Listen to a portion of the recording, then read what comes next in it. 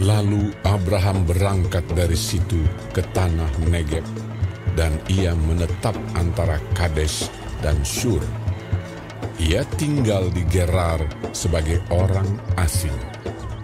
Oleh karena Abraham telah mengatakan tentang Sarah istrinya, "Dia saudaraku," maka Abimelek, raja Gerar, menyuruh mengambil Sarah.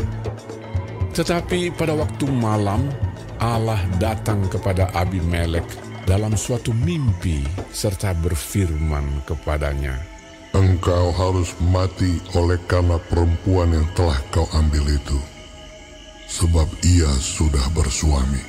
Adapun Abimelek belum menghampiri Sarah. Berkatalah ia, "Tuhan, apakah engkau membunuh bangsa yang tak bersalah? Bukankah orang itu sendiri mengatakan kepadaku, 'Dia saudaraku'? Dan perempuan itu sendiri telah mengatakan, 'Ia saudaraku.' Jadi hal ini kulakukan dengan hati yang tulus dan dengan tangan yang suci." Lalu berfirmanlah Allah kepadanya dalam mimpi, Aku tahu juga bahwa engkau telah melakukan hal itu dengan hati yang tulus. Maka aku pun telah mencegah engkau untuk berbuat dosa terhadap aku. Sebab itu aku tidak membiarkan engkau menjamah dia. Jadi sekarang, kembalikanlah istri orang itu, sebab dia seorang nabi. Ia akan berdoa untuk engkau, maka engkau tetap hidup. Tetapi jika engkau tidak mengembalikan dia, ketahuilah, engkau pasti mati. Engkau dan semua orang yang bersama-sama dengan engkau. Keesokan harinya pagi-pagi Abimelek memanggil semua hambanya dan memberitahukan seluruh peristiwa itu kepada mereka. Lalu sangat takutlah orang-orang itu. Kemudian Abimelek memanggil Abraham dan berkata kepadanya, "Perbuatan apakah yang kau lakukan ini terhadap kami?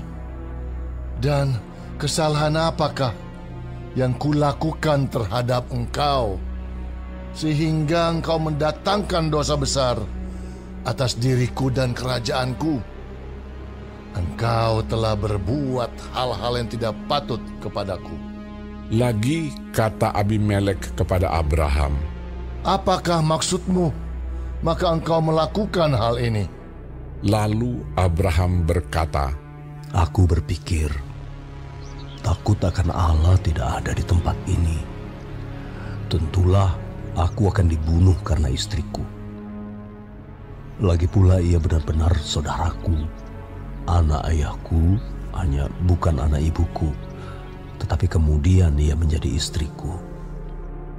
Ketika Allah menyuruh aku mengembara keluar dari rumah ayahku, berkatalah aku kepada istriku, 'Tunjukkanlah kasih-Mu kepadaku, yakni katakanlah tentang aku di tiap-tiap tempat di mana kita tiba. Ia saudaraku.' Kemudian Abimelek mengambil kambing, domba, dan lembu sapi, hamba laki-laki dan perempuan, lalu memberikan semuanya itu kepada Abraham. Sarah, istri Abraham, juga dikembalikannya kepadanya. Dan Abimelek berkata, "Negeriku ini terbuka untuk engkau. Menetaplah di mana engkau suka." Lalu katanya kepada Sarah, "Telah kuberikan kepada saudaramu 1000 sikal perak. Itulah bukti kesucianmu bagi semua orang yang bersama-sama dengan engkau. Maka dalam segala hal engkau dibenarkan." Lalu Abraham berdoa kepada Allah, dan Allah menyembuhkan Abimelek dan istrinya dan budak-budaknya perempuan, sehingga mereka melahirkan anak. Sebab tadinya Tuhan telah menutup kandungan setiap perempuan di istana Abimelek karena Sarah, istri Abraham itu. Tuhan memperhatikan Sarah seperti yang difirmankannya. Dan Tuhan melakukan kepada Sarah seperti yang dijanjikannya.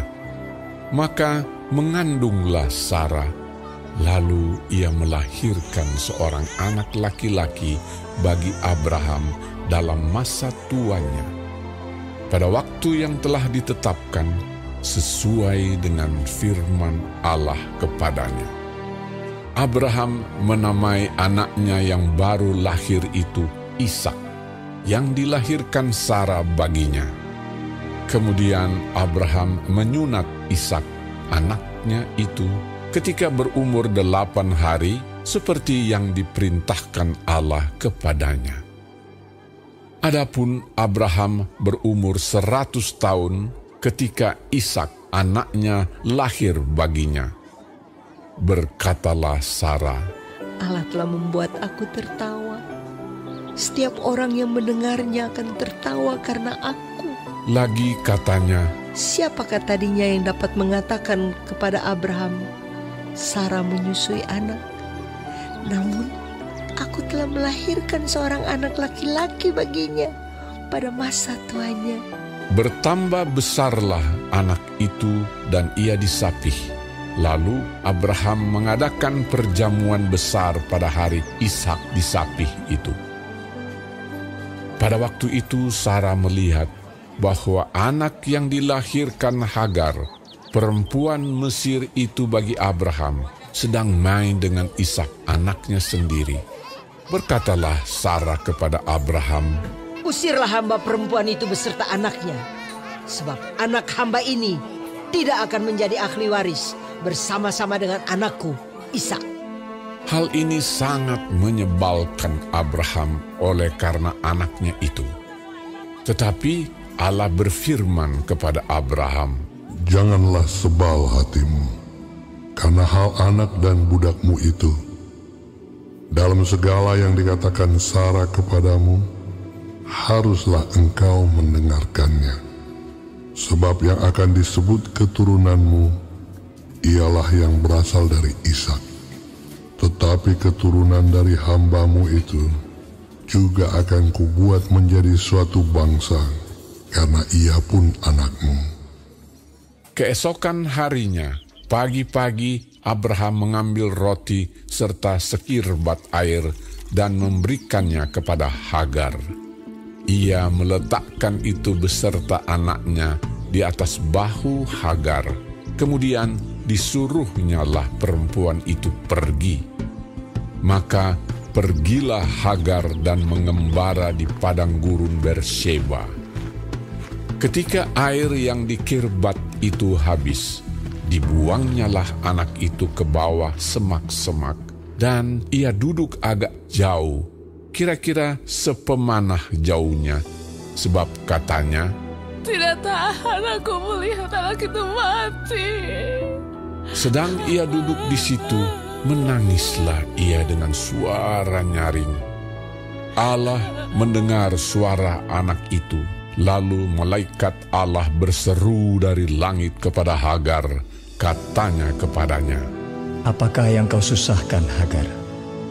Janganlah takut, sebab Allah telah mendengar suara anak itu dari tempat ia terbaring. Bangunlah, angkatlah anak itu, dan bimbinglah dia, sebab aku akan membuat dia menjadi bangsa yang besar.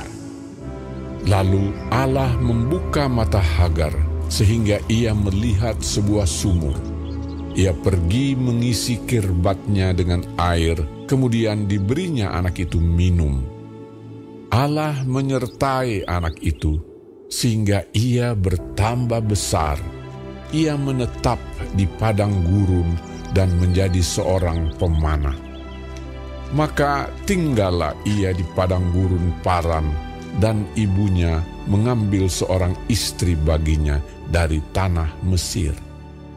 Pada waktu itu Abimelek beserta Pikol, panglima tentaranya, berkata kepada Abraham, Allah menyertai engkau dalam segala sesuatu yang engkau lakukan. Oleh sebab itu, bersumpahlah kepadaku di sini demi Allah, bahwa engkau tidak akan berlaku curang kepadaku, atau kepada anak-anakku, atau kepada cucu cicitku, sesuai dengan persahabatan yang kulakukan kepadamu. Demikianlah harus engkau berlaku kepadaku dan kepada negeri yang kau tinggali sebagai orang asing. Lalu kata Abraham, Aku bersumpah. tetapi Abraham menyesali Abimelek tentang sebuah sumur yang telah dirampas oleh hamba-hamba Abimelek. Jawab Abimelek, Aku tidak tahu siapa yang melakukan hal itu. Lagi tidak kau beritahukan kepadaku, dan sampai hari ini belum pula ku dengar. Lalu Abraham mengambil domba dan lembu dan memberikan semuanya itu kepada Abimelek. Kemudian kedua orang itu mengadakan perjanjian. Tetapi Abraham memisahkan 7 anak domba betina dari domba-domba itu. Lalu kata Abimelek kepada Abraham, Untuk apakah 7 anak domba yang kau pisahkan ini? Jawabnya, 7 anak domba ini harus kau terima dari tanganku untuk menjadi tanda bukti bagiku, bahwa akulah yang menggali sumur ini.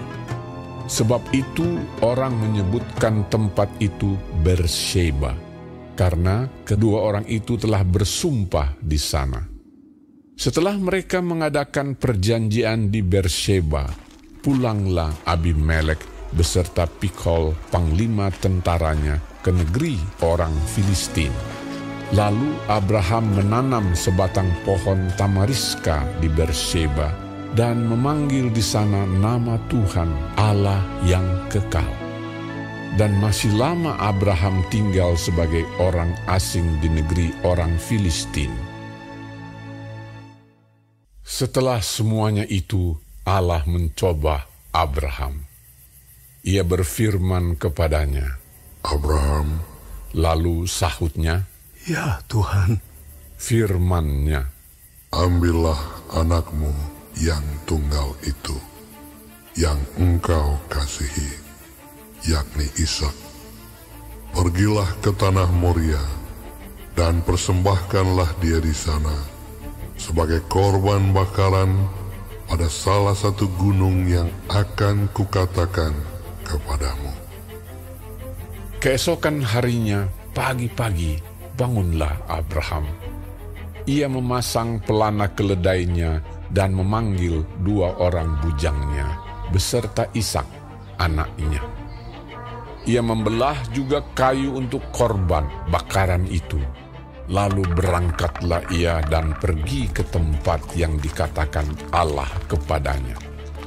Ketika pada hari ketiga Abraham melayangkan pandangnya, kelihatanlah kepadanya tempat itu dari jauh. Kata Abraham kepada kedua bujangnya itu, Tinggallah kamu di sini dengan keledai ini. Aku beserta anak ini akan pergi ke sana. Kami akan sembahyang. Sesudah itu kami kembali kepadamu. Lalu Abraham mengambil kayu untuk korban bakaran itu dan memikulkannya ke atas bahu Ishak, anaknya, sedang di tangannya dibawanya api dan pisau.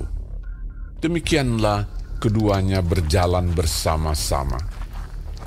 Lalu berkatalah Ishak kepada Abraham ayahnya, Bapak, sahut Abraham. Ya anakku.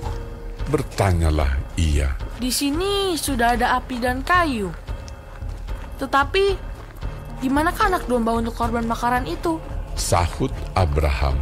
Allah yang akan menyediakan anak domba untuk korban bakaran baginya, anakku. Demikianlah keduanya berjalan bersama-sama. Sampailah mereka ke tempat yang dikatakan Allah kepadanya. Lalu Abraham mendirikan mezbah di situ. Disusunnyalah kayu, diikatnya Ishak anaknya itu, dan diletakkannya di mezbah itu di atas kayu api. Sesudah itu Abraham mengulurkan tangannya, lalu mengambil pisau untuk menyembelih anaknya.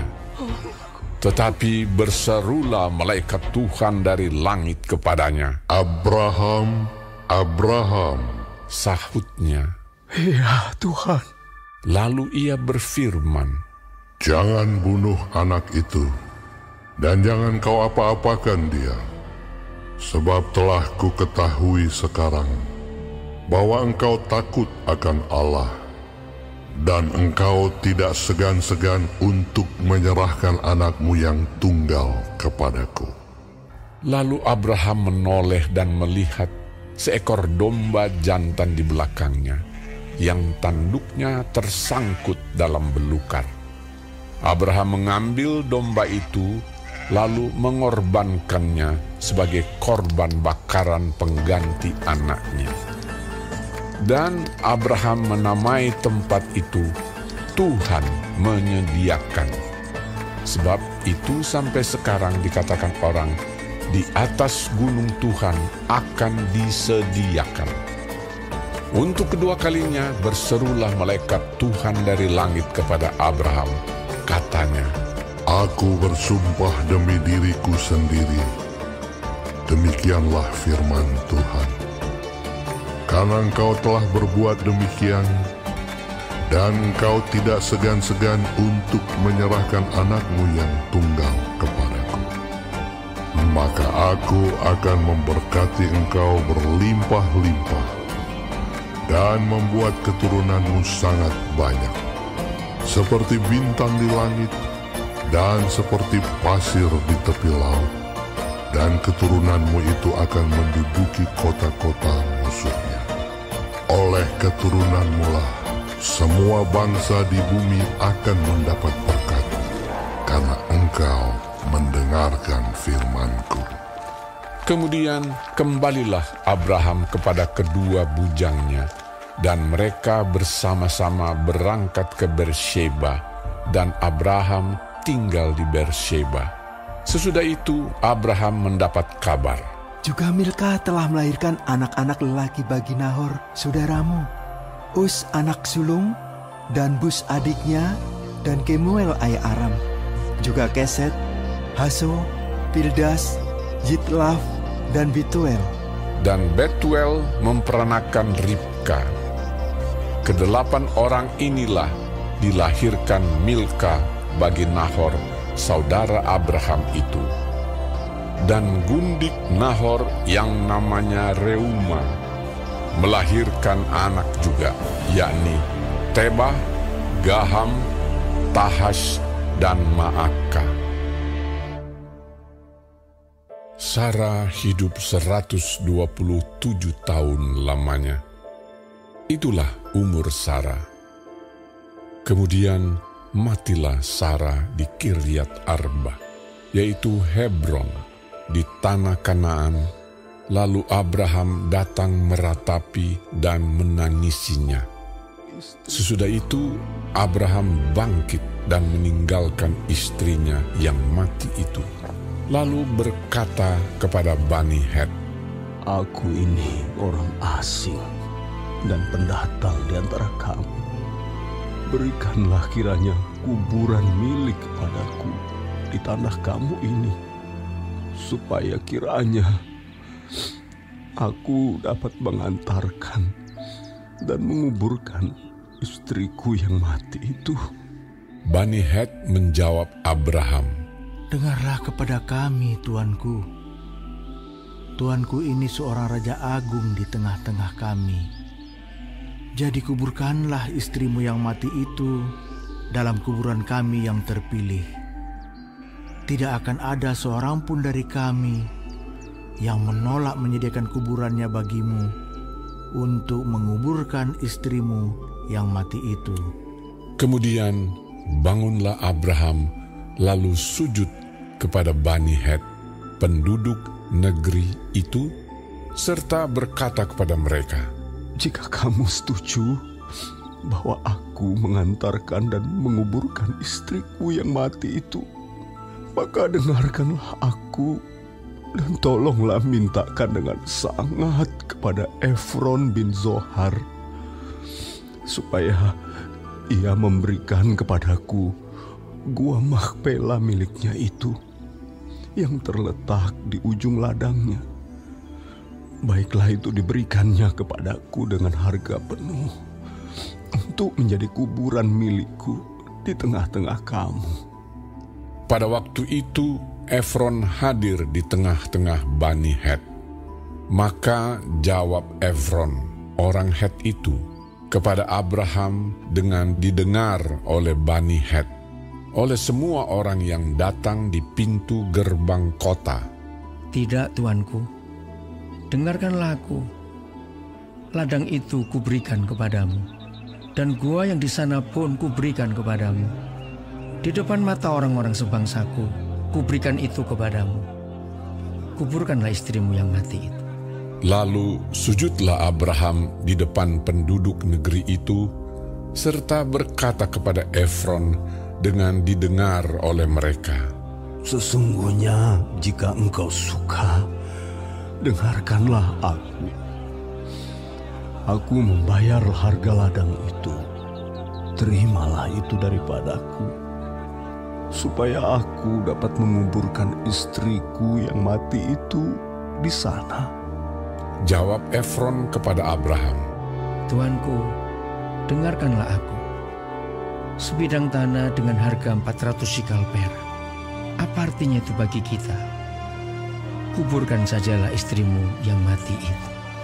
Lalu Abraham menerima usul Efron, maka ditimbangnyalah perak untuk Efron sebanyak yang dimintanya dengan didengar oleh Bani Het itu, 400 shikal perak, seperti yang berlaku di antara para saudagar. Demikianlah ladang Efron yang letaknya di Makpela di sebelah timur Mamre, ladang dan gua yang di sana, serta segala pohon di ladang itu, bahkan di seluruh tanah itu sampai ke tepi-tepinya, diserahkan kepada Abraham menjadi tanah belian di depan mata Bani Het itu, di depan semua orang yang datang di pintu gerbang kota. Sesudah itu Abraham menguburkan Sarah, istrinya, di dalam gua ladang Makpela itu di sebelah timur Mamre, yaitu Hebron di tanah Kanaan. Demikianlah dari pihak Bani Het, ladang dengan gua yang ada di sana diserahkan kepada Abraham menjadi kuburan miliknya. Yesus, Raja yang berbeda, bukan hanya berjanji, tapi rela mati. Yesus, Raja yang berbeda, aku makin jatuh cinta pada